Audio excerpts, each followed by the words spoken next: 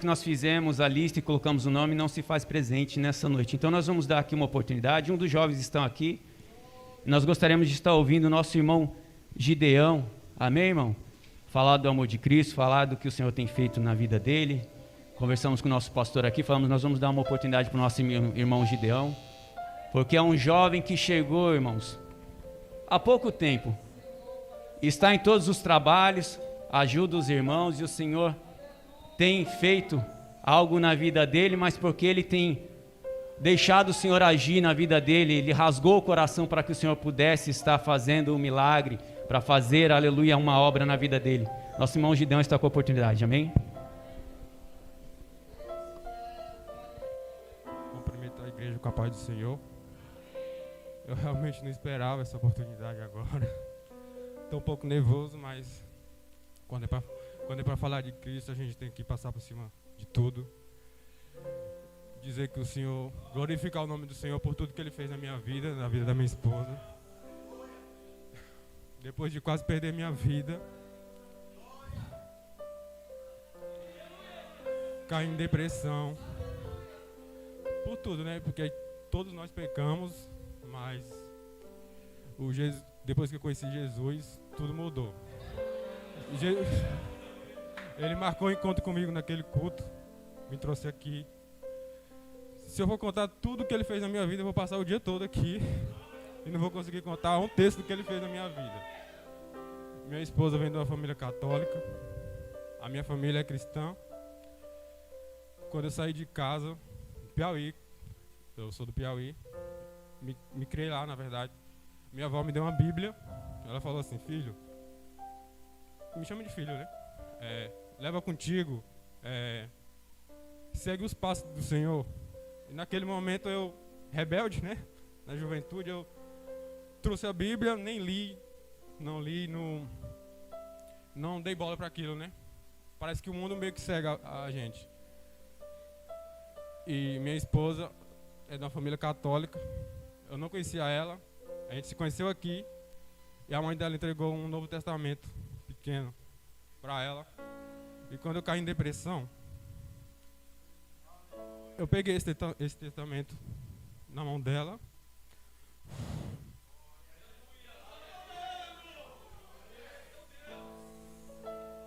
Aí eu fui pro Guarujá, tem 3 irmãs lá.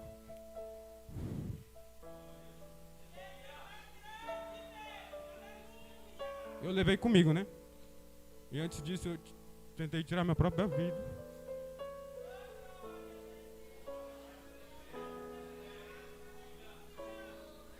Eu comecei a ler ele. E só falava no início, né, de pecado. Parece que Deus estava jogando tudo na minha cara, o que eu fiz de errado, né? E só estava piorando a minha situação.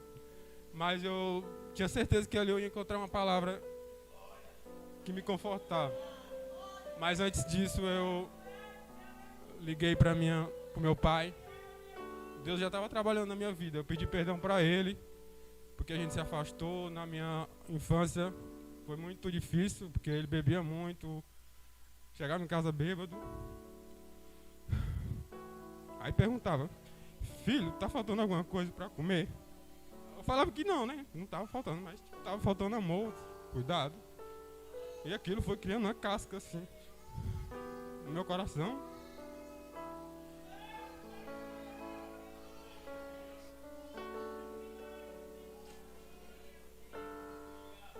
Mas quando eu estava passando por tudo isso, Deus tocou no meu coração. A primeira coisa que eu fiz foi ligar para Ele e pedir perdão por tudo. Aí eu comecei a ler o Novo Testamento, o Antigo Testamento, e encontrei em Mateus capítulo 6, versículo 6, que fala que a gente tem que entrar no nosso quarto, fechar a nossa porta e orar. E assim eu fiz, né? Aí eu fechei a porta do quarto, comecei a orar, e antes disso minha família toda queria que eu ficasse lá. Tipo, eu largasse tudo, e nesse meio tempo eu não sabia que minha esposa estava grávida, não sabia. Eu creio que quando eu fui pra lá, ela já estava grávida. Aí eu comecei a orar e chorar, né, aclamar ao Senhor, porque tipo, eu tive um ataque de pânico, eu estava sofrendo com pânico, com a síndrome do pânico. quando eu fui pra lá, eu só fui de Uber e segurado na mão dela. Eu não consegui soltar a mão dela. Com muito medo, aí eu comecei a orar ao Senhor. E minha vontade era de ficar naquela cama chorando e sem sair do quarto. Mas algo tocou em mim, sabe? E foi como eu não tivesse sentido nada. Minha irmã ajoelhou do meu lado e começou a orar também. Aí minha família queria que eu ficasse lá e eu senti no meu coração pra me voltar que a Joana precisava de mim, né? Aí eu voltei e minha situação só foi piorando. Pânico, aí eu fui no psiquiatra, ele me passou um monte de remédio. E aquele remédio estava fazendo muito mal pra mim. Eu ia trabalhar sem condições nenhuma. Sem condições nenhuma. Eu ia trabalhar, Deus estava me segurando ali. Eu orava ao Senhor todo dia pra me tornar uma pessoa melhor. Tipo, eu acho que o primeiro passo pra mudança é o arrependimento, né? E Deus já estava me tocando ali. E Ele estava me ensinando a ser uma pessoa melhor, mas Ele estava jogando na minha cara tudo que eu fiz de errado e que eu precisava mudar. E eu peguei aquilo comigo. Aí eu descobri que ela estava grávida. Eu fiquei pior ainda. Tipo, eu falei, Deus, eu não consigo cuidar de mim, como eu vou cuidar dela? De um filho.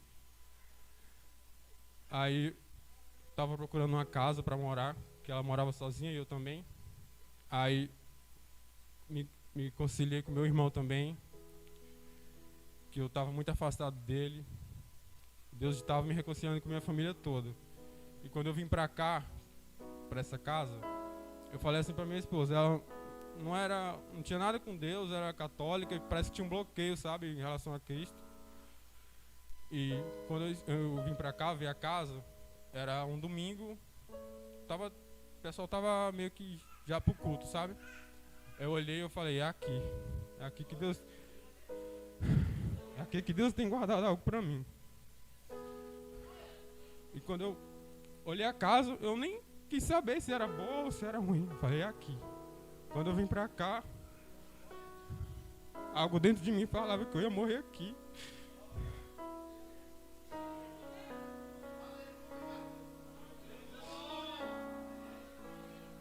Mas ao mesmo tempo, lá no fundo da minha alma falava que eu ia ser curado aqui. E assim eu vim, né? Naquele dia uma moça pregou aqui a palavra, eu não sei o nome dela. Eu tava para interromper ela, moça, passa para a última parte que você pergunta se alguém quer Jesus. Aí assim eu aceitei Jesus e eu falei para Deus que quando eu aceitasse Ele, eu não queria tomar os remédios, eu tava meio que dependente mesmo, sabe? Eu não dormia à noite, mas logo em seguida eu voltei a tomar. E o Senhor, Ele enviou um anjo para me ajudar, eu tenho certeza. E hoje eu tô livre, não sinto nada, não dependo de remédio. Meu remédio é Cristo. E assim que eu converti, eu queria que Ele convertesse ela, né? Eu falava, vamos pra igreja, você tem que se converter. Eu queria que andasse junto comigo, né? Mas não é do nosso jeito, não é do nosso... Você vai querer puxar, você pode puxar a pessoa pela mão pra cá, ela não vai aceitar Jesus porque você quer. E Deus falou ao meu coração, começa a orar. Aí eu vi um testemunho, o pastor Cláudio Duarte postou, que um pai orou 20 anos pelo filho, para ele voltar aos caminhos. Eu falei, Deus, será que eu vou ter que orar por 20 anos? Aí eu comecei a orar, eu falei para mim mesmo, eu não vou chamar ela para vir aqui, pro culto. Eu não vou chamar, eu não vou forçar. Aí eu fiz, né? Eu comecei a orar. Eu orava sem ela ver no banheiro da casa. E a partir dali eu não chamei ela mais para vir. Chegava os domingos, aí ela começou, né, a perguntar, amor, vai ter culto hoje? Aí eu senti que Deus já estava trabalhando nela. Que Deus já estava trabalhando, já estava fazendo. Aí eu falei, eu não vou meter a mão, vou fazer do jeito que Deus quer. Eu comecei a orar e assim ela veio naquele dia, aceitou Jesus. Eu me emocionei muito. Porque mudou a minha vida e mudou a vida dela, né? E quando o nosso alvo é Cristo, o inimigo ele vai tentar de todo jeito. Se fosse pela razão, eu não estava aqui. Mas eu confiei na palavra, né? Eu sabia que Deus tinha algo para mim aqui. E quem passa por algo assim semelhante, não desiste não. Que Deus vai trazer a vitória para cada um de vocês. Eu agradeço a todos que nos receberam aqui, porque foi difícil e vocês ajudaram muito a gente. Foi muito importante mesmo. Cada um de vocês. O irmão Cláudio, tenho uma admiração muito grande por ele. Ele me ajuda muito sem nem ele saber, mas ele me ajuda muito. E a todos os demais, sem exceção. Só agradecer a Deus por tudo. Eu não esperava hoje falar isso, né? Eu falei, eu vou falar mais na frente, mas Deus, Ele faz tudo do jeito dele. Eu agradeço. Agradeço a oportunidade. A honra, a glória, a força e o poder ao Rei Jesus e o louvor. Você pode adorar a Deus nessa noite por esse testemunho. Você pode glorificar a Deus nessa noite, aleluia, pelo que Ele tem feito na vida desse casal, desses jovens. Aleluia. Quando parece que está tudo acabando, aleluia, é a hora que o Senhor Ele vem, Ele entra, aleluia, e fala, não vai morrer, aleluia, porque eu sou a vida, eu sou a ressurreição, aleluia. Glórias a Deus. E o louvor. Senhor, aleluia, Ele faz que esses testemunhos venham chegar até nós, irmãos, para que nós venhamos entender, aleluia, que nós não somos ninguém e que nós chegamos nessa casa muitas vezes achando que estamos sofrendo e o nosso sofrimento é tão pequeno e nós esquecemos de nos importar com a dor do nosso próximo, aleluia. Mas o Senhor, Ele traz, aleluia, essas histórias de vida, aleluia, para que nós possamos olhar e falar, Senhor, aleluia, como eu preciso ser grato ao Senhor, aleluia, aleluia. E esse casal é um presente para a nossa congregação, irmãos. Como eu cresci, irmãos, depois que chegaram esses meninos, esse casal, nosso irmão Diego também, porque nós vemos que são pessoas que vieram lá de fora, e eu já falei isso no último culto. E não vieram aqui, irmãos, porque alguém chegou aqui e falou, você tem que ir. E nós muitas vezes, como filhos de crente, parece que o pai e a mãe tem que sair puxando pela corrente.